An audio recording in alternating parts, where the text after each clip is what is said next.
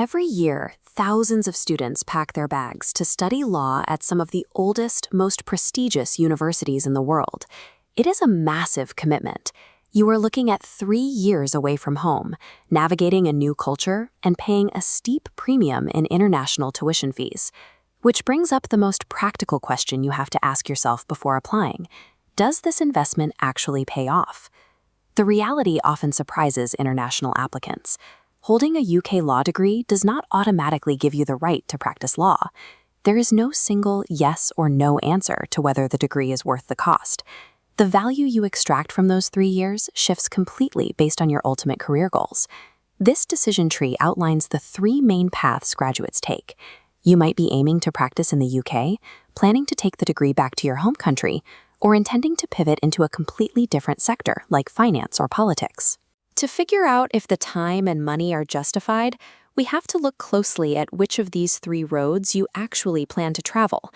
The confusion usually starts with how the UK structures its legal education. In the UK system, studying law at the undergraduate level is an academic pursuit, not a vocational one.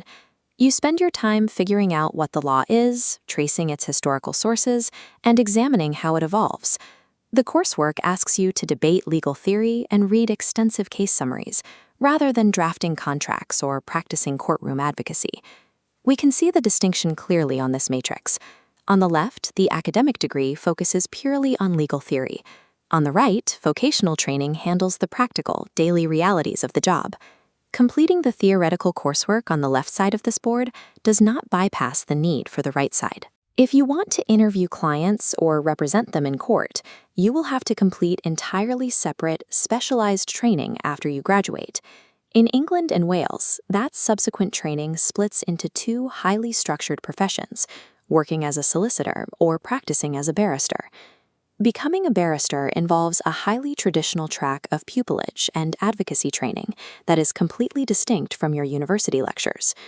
So if your goal is to be a practicing UK lawyer, the undergraduate degree gets your foot in the door, but it is only step 1 of a much longer process. Beyond the coursework, the actual day-to-day reality of studying law in the UK varies heavily depending on where you enroll. Institutions at the top of the Russell Group, like Cambridge and Oxford, rely heavily on small group teaching to challenge students directly. This method demands an intense amount of independent reading and self-directed preparation to keep up with weekly academic discussions. Other universities structure their programs around large cohort lectures, supplemented by seminars, requiring a different style of self-study entirely. But getting a seat in any of these classrooms requires international applicants to clear several specific hurdles. This flowchart tracks the exact shared application pipeline you must navigate alongside domestic students. You submit your UCAS application, draft your personal statement, sit for the LNAT admissions test, and apply for your student visa. The LNAT is mandatory for many top programs, meaning you will need to locate and travel to an approved international test center in your region. Then comes the financial reality. Publicly funded UK institutions charge 2 completely different tiers of tuition, and overseas fees are substantially higher than those paid by local residents. You pay a heavy premium, both in tuition and logistical effort, to access the exact same academic infrastructure as a domestic student. That premium makes sense if you plan to stay in the UK, but what if you intend to take your degree back home after graduation? This map illustrates the problem of jurisdictional mismatch. Because every nation operates on its own legal framework, a UK degree triggers retraining alerts in almost every other country. If you want to practice in the United States or India, you generally have to start over and sit for their specific local bar exams or meet specific local admissions requirements. There is one notable exception.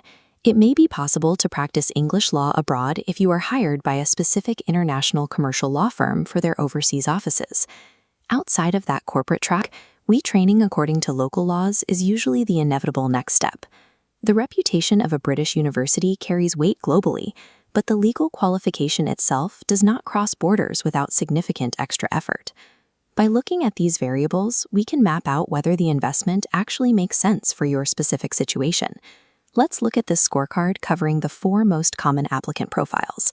First, the UK-bound careerist.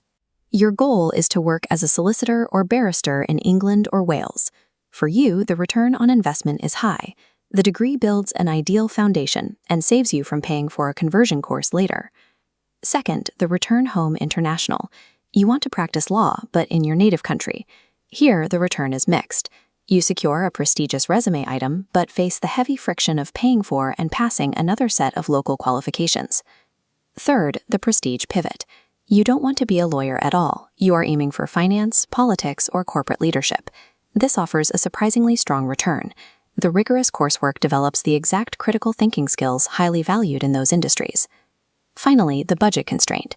You do not currently have the funding for a 3-year move. Right now, the immediate return is low. You are better off exploring remote courses like the Open University or completing a targeted 1-year master's later.